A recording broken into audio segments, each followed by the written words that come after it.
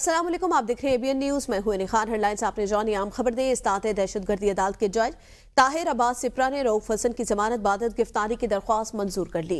इस्तात दहशतगर्दी अदालत के जज प्रोसिक्यूटर ने जमानत मुस्तरद करने की इस्तदा की थी और कहा कि शरीक मुलजमान के इंकशाफात पर रऊफ हसन को नामजद किया गया। रऊफ हसन जमानत के हकदार नहीं। उस पर अदालत ने कहा कि अहमद वकास से सिलसिला शुरू हुआ और खान नामी बंदे पर खत्म हुआ। अदालत ने 2 लाख के बचलकों के एवज रऊफ हसन की जमानत मंजूर कर ली। रऊफ हसन की जमानत बाद गिरफ्तारी की दरख्वास्त को मंजूर कर लिया गया है। हम खबर दें आपको, पाकिस्तान तहरीक इंसाफ के रहनुमा रऊफ हसन की जमानत इस्तात दहशतगर्दी अदालत के जज ताहिर अब्बास सिप्रा ने की है। रऊफ हसन की जमानत बाद गिरफ्तारी की दरख्वास्त को मंजूर कर लिया गया। प्रोसिक्यूटर ने जमानत मुस्तरद करने की इस्तदा की थी, जिसमें उनकी इस्तदा को मुस्तरद कर दिया गया। रऊफ हसन की जमानत बाद गिरफ्तारी की दरख्वास्त को मंजूर कर लिया गया है। अहम खबर दें आपको, इस्तात दहशतगर्दी अदालत के जज प्रोसिक्यूटर ने जमानत मुस्तरद करने की इस्तदा की। जमशेद कादिर मजीद बताएंगे। जमशेद, आगाह कीजिएगा, रऊफ हसन की जमानत बाद गिरफ्तारी मंजूर कर ली गई है। जी बिल्कुल, रऊफ हसन की जानिब से जुडिशियल किए जाने के बाद अदालत से जो है वो रिव्यू किया गया था और दरख्वास्त जमानत दायर की थी। आज अदालत ने दलाइल सुनने के बाद रऊफ हसन की 2 लाख रुपए मुचलकों के एवज जमानत मंजूर कर ली है। रऊफ हसन की जानिब से आज बैरिस्टर अली जफर और अली बुखारी अदालत पेश हुए और अदालत को बताया कि रऊफ हसन का मुकदमे से डायरेक्ट कोई भी ताल्लुक नहीं है और ना ही रऊफ हसन FIR में नामजद है और ना ही किसी किस्म की रऊफ हसन से जो है वो बरामदगी हुई है। दूसरी जानब प्रोसिक्यूटर अदालत पेश हुए और उन्होंने इस्तदा की कि रऊफ हसन की जानिब से जो पैसे दिए गए थे और वो उस चेन में शामिल थे, क्योंकि अहमद वकास ने रऊफ हसन से पैसे लिए और आगे खान नामी जो फर्द है उसे दिए, लिहाजा जो है वो जमानत मुस्तरद की जाए, क्योंकि अहमद वकास की जमानत की दरख्वास्त भी मौजूदा अदालत जो है वो मुस्तरद कर चुकी है। दूसरी अदालत की जानिब से ये सवाल किया गया कि क्या तफ्तीशी अफसर से सवाल किया गया कि क्या जो अहमद खान नामी जो दहशतगर्द है क्या उसे गिरफ्तार किया गया, तो तफ्तीशी अफसर की जानिब से बताया गया कि ताहाल जो है उन छापों के बावजूद जो है वो फर्द जो गिरफ्तार नहीं हुआ। लिहाजा अदालत ने इस केस में जो रऊफ हसन की जमानत बाद गिरफ्तारी की दरख्वास्त थी वो मंजूर कर लिया है और 2 लाख रुपए मुचलकों के एवज जमानत जो है वो सही जमानत मंजूर कर ली गई। बहुत शुक्रिया जमशेद कादिर आगाह करने के लिए। कौमी असम्बली में इलेक्शन तरमीमी एक्ट बिल कसरत राय से मंजूर।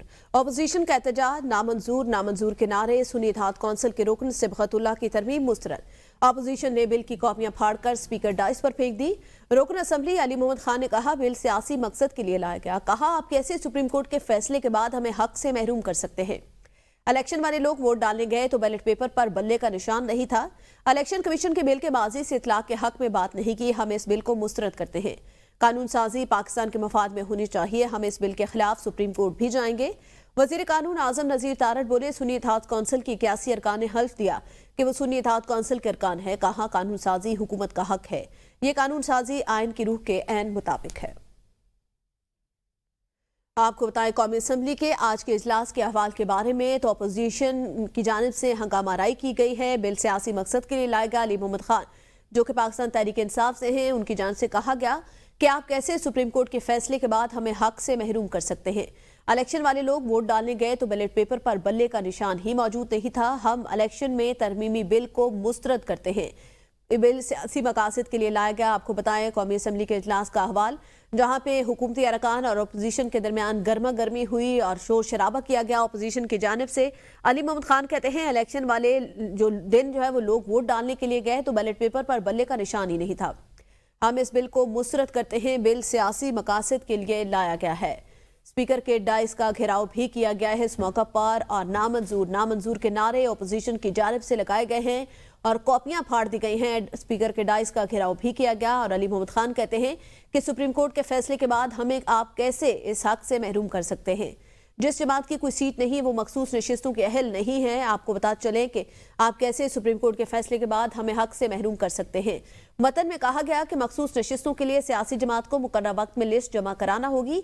जिस जमात की कोई सीट नहीं वो मखसूस नशिस्तों के लिए अहल नहीं। जो शख्स 3 दिन में किसी जमात में शामिल हुआ वो किसी और जमात में नहीं जा सकता। इलेक्शन में तरमीमी बिल का मतन सामने आ चुका है। मतन के मुताबिक जिस जमात की कोई सीट नहीं वो मखसूस नशिस्तों के लिए अहल नहीं होगी।